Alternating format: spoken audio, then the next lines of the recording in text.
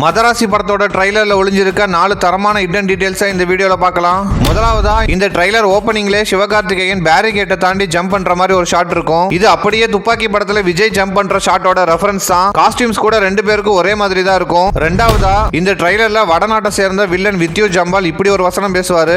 Getting into Tamil Nadu is not easy. ஆரம்பத்துல இருந்தே இந்திய அளவுல இந்தி எதிர்ப்பு அதிகமா இருக்கிறது தமிழ்நாட்டுல தான். இதை தான் இன்டைரக்டா இந்த சீன்ல சொல்லியிருப்பாங்க.